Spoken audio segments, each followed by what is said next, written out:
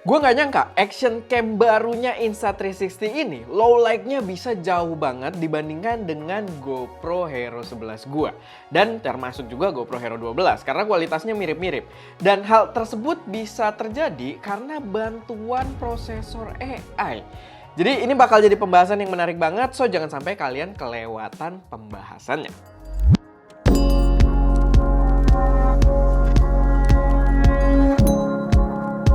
Halo semuanya, selamat datang di channel SM Media dengan gue Erwin, dan pada video kali ini gue pengen bahas action cam terbaru dari Insta360 dengan nama Insta360 Ace Pro, dimana dia menawarkan banyak fitur-fitur menarik yang patut buat kita lirik dengan memanfaatkan AI processing power, dan menurut gue dia adalah kandidat dari pembunuh GoPro yang paling kuat saat ini. Beneran, fitur-fitur yang dibawa oleh action cam ini harus bisa mendorong GoPro buat lebih berinovasi lagi di masa mendatang.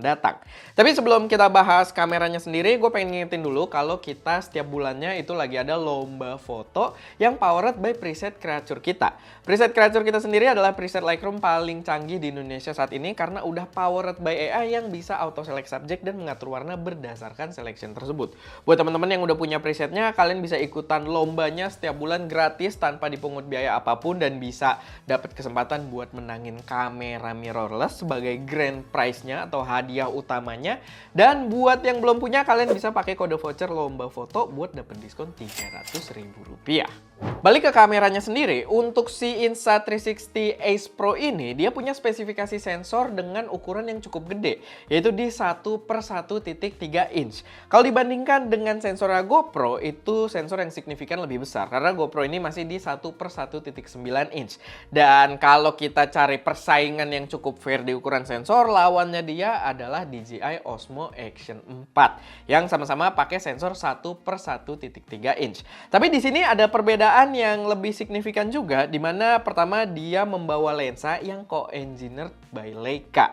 Yang kalau di ranah smartphone mungkin banyak teman-teman yang bilang ya Leica itu semacam kayak naruh logo gitu ya, yang sifatnya lebih ke gimmicky. Tapi gua sih pede kalau misalkan di ranah kamera termasuk di action cam ini harusnya branding Leica bisa lebih dipertanggungjawabkan karena ini memang proper sebuah kamera gitu ya. Dan memang sebelumnya gue sempat coba juga produknya Insta360 juga. Waktu itu mereka punya kamera 360 yang co-engineered with Leica juga. Kualitasnya signifikan lebih tinggi dibandingkan kamera 360 mereka yang tidak co-engineered with Leica. Ya walaupun di situ sensornya memang lebih gede juga sih, tapi ya balik lagi ada pertanggungjawaban dari branding Leica yang dibawa kerjasama dengan Insta360. Dan gue yakin case yang sama akan terjadi di kamera ini. Dan kalau kita lihat aja impression fisiknya side by side dengan sebuah GoPro, dia ukurannya agak sedikit lebih gede gitu ya si Insta360 ini. Dan yang paling signifikan adalah kalau kalian lihat modul lensanya. Lensanya ini kelihatan signifikan lebih besar dibandingkan lensa yang dibawa oleh GoPro. Dan itu adalah point engineering yang nggak bisa dibohongin juga karena dia menggunakan sensor yang lebih gede dari GoPro, otomatis dia harus menggunakan lensa yang lebih gede juga dari GoPro. Dan dari situ aja, secara impression looks aja kameranya terlihat lebih profesional. Buat mountingnya sendiri, dia membawa sistem quick release mount yang lumayan mirip dengan DJI Osmo Action, dimana dia sistemnya magnetik, tapi dia ada klip juga yang megang ke kameranya, sehingga walaupun dia magnetik, tapi kita nggak full mengandalkan si magnetnya doang ketika kepasang gitu ya. Dia kuat banget karena ada klip juga yang ya mensecure dari koneksi quick release-nya tersebut. Tapi dengan kita pakein si quick release-nya ini, tetap dia untuk mounting ke berbagai aksesoris-aksesorisnya, dia menggunakan finger mount kayak gini, mirip dengan GoPro, yang berarti kalian tetap bisa pakai aksesoris yang ya support GoPro gitu. Kurang lebih mirip, sama di sini gue pakai kayak aksesoris tambahan sebenarnya. Ini quick release mount-nya dia, dan dia di sisi bawahnya jadi kayak GoPro Hero 12 ya. Kalian bisa pakai finger mount-nya atau kalian bisa pakai si quarter 20 mount di sisi bawahnya gitu. Jadi bisa digunakan ke variety atau banyak pilihan aksesoris gitu. Nggak cuma yang buat action cam doang. Cuman ya dengan dia ada quick release-nya, kita bisa lepas pasang dengan begitu cepat gitu. Beda dengan GoPro yang nggak ada sistem quick release-nya. Hanya mengandalkan si ya mounting finger atau mounting quarter 20-nya. Yang unik juga si Insta360 Ace Pro ini, dia membawa layar yang udah flip screen bisa kita ngadepin ke depan, padahal kameranya sendiri tanpa casing tambahan, dia udah waterproof sampai 10 meter. Gue sih jujur belum cobain di kondisi seperti ini buat nyelam gitu ya, tapi ada beberapa review juga yang udah coba dan full aman gitu ya. Dan ya ini menarik karena gini, kalau kita bandingkan dengan pilihan action cam yang lain, sistem ini membuatnya jadi lebih memanjakan kita sebagai user karena kalau kita pakai GoPro, itu layar yang menghadap ke depannya ada, tapi ukurannya jadi lebih kecil dan aspek rasionya bakal menyesuaikan gitu ya, jadi agak mempersulit kita buat ngeliat komposisinya. Begitu juga kalau di DJI Osmo Action 4, itu juga ada, cuman kelebihannya dari GoPro, dia touchscreen gitu. Dia layarnya juga kecil ngadep depan, cuman dia udah touchscreen. Kalau GoPro belum touchscreen. Nah, di sini kita serba menang gitu. Serba full spec. Kalaupun kita lagi vlogging, yang ngadep ke kita itu kita bisa flip full kayak layar di belakang, full feature dengan touchscreen-nya dan full size juga di layar 2,4 inch-nya. Yang buat kita preview gambar itu jelas superior dibandingkan pilihan action cam lain yang tadi gue sebutin. Tapi ya, buat layarnya ini kita perlu tes lebih lanjut juga nantinya. Karena dia cukup sturdy rasanya. Ini engselnya nih kuat banget. Dan ketika kita pasang kayak gini juga dia ada penguncinya gitu ya. Ada klipnya. Cuman ya lebih berhati-hati aja kalau misalkan kalian pengen pakai motor trail yang kemungkinan motornya jatuh, kebanting, blak-blak, ya sebisa mungkin jangan digunakan dengan layar terbuka kayak gini gitu. Karena tetap aja dia akan meningkatkan resiko kalau misalkan kita jatuhnya dengan layar terbuka, ya resiko banget gitu ya. Mungkin ada poin tertentu yang dia bisa tahan gitu, jadi nggak bisa yang bener-bener kebanting banget. Tapi ya balik lagi, kita akan tes lebih lanjut karena gue berencana untuk pakai kamera ini long term juga. Dan so far paling nggak gue bisa rasain kalau layarnya itu cukup sturdy. Buat video sendiri, dia itu bisa nge-record up to 8K. Tapi gue nggak rekomendasiin kalian ngerekam di 8K-nya karena cukup terlimitasi. Di 8K-nya itu maksimal kalian pakai 24 fps. Bukan maksimal. Kalian hanya punya pilihan 24 fps kalau nge-record di 8K-nya. Jadi gue lebih rekomendasiin kalian pakai 4K-nya. Cuman gini, dengan sensornya itu capable nge-record 8K. Ketika kalian nge-record 4K dan kalian zooming 2 kali gitu ya, itu dia punya feature namanya itu clarity zoom. Ya sebenarnya dengan faktor sensornya tadi bisa 8K, ketika kalian zoom 2 kali, itu dia tidak mengkompromikan ketajaman gambar kalian. Nggak kayak digital zoom yang lain, itu yang ya udah kita kayak zoom dari editing juga gitu ya, tinggal kita gedein. Enggak, di sini kalian tetap dapat full 4K resolution ketika kalian zoom 2 kali gitu. Jadi itu salah satu feature yang oke banget juga dan menurut gua memang untuk sebuah action cam gitu ya, penggunaan 4K udah sangat-sangat cukup. Nah, poin besar yang pengen gue angkat dari kamera Insta360 Pro ini adalah penggunaan AI chip yang built-in di dalam kameranya. AI processing langsung di dalam kameranya.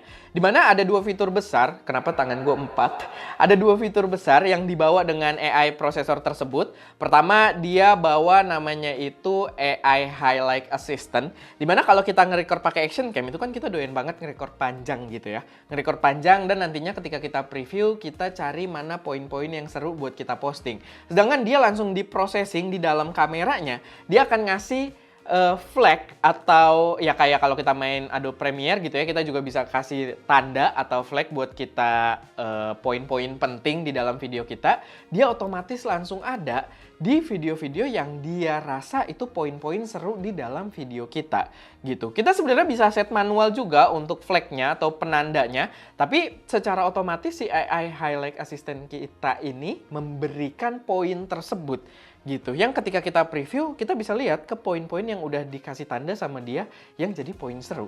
Yang itu pastinya ngebantu banget ketika kita ya nge-record panjang menggunakan sebuah action cam. Itu bantu banget, itu salah satu fungsi dari AI juga. Sama satu yang menurut gua jadi breakthrough banget di kamera ini adalah low light capability-nya yang dibantu dengan teknologi AI. Jadi ketika kita ngerekam low light, itu kita perlu ubah mode, namanya itu adalah pure video. Dan ketika kita menggunakan pure video ini, dia akan nge-boost si ISO-nya lumayan tinggi, sehingga gambar kita lumayan terang di kondisi low light. Tapi secara real time, dia melakukan active denoising, active AI denoising.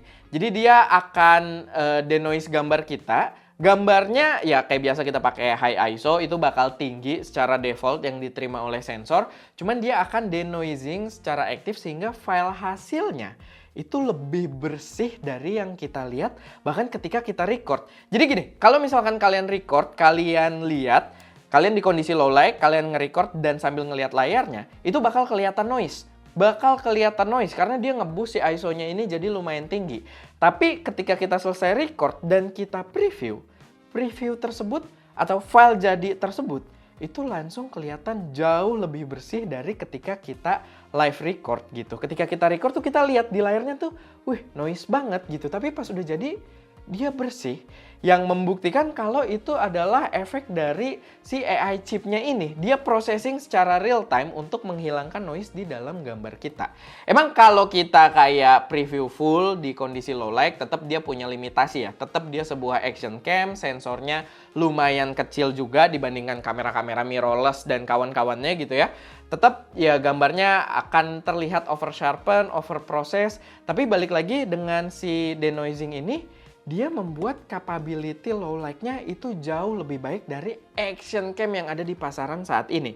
Gue udah ngetes juga, kita bandingin sama GoPro, dan side by side itu hampir bumi dan langit. Kita tetap bisa lihat detail-detail di kondisi low light dengan kamera Insta360S Pro ini signifikan berbeda ketika kita coba pakai si GoPro Hero 11 ini. Ya karena dia menggunakan sensor yang lebih gede juga, plus dibantu sama denoising-nya tadi gitu, AI-nya tadi. Dan itu efeknya kita bisa lihat detail-detail gambar yang lebih rich gitu ya di kondisi low light, dan stabilisasinya juga lebih proper.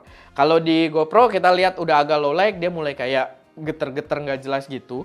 Khas dari action cam sebenarnya karena mereka berusaha untuk menstabilkan tapi dia sensornya kecil gitu kan.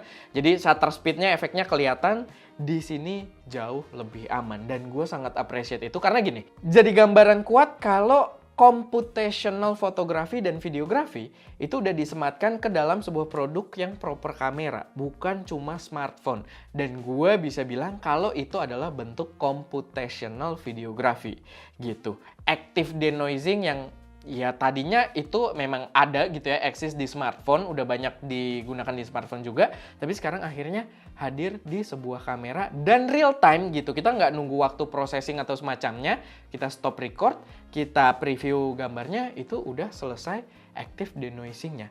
Dan menurut gue itu adalah sebuah breakthrough yang harus jadi normalize gitu ya di industri kamera di masa mendatang. Untuk audio sendiri juga bisa gue bilang oke, 11-12 dengan GoPro. Gue rasa ya 11-12 juga dengan DJI Osmo Action 4 gitu ya. Jadi ketiga action cam ini punya audio internal yang cukup bagus.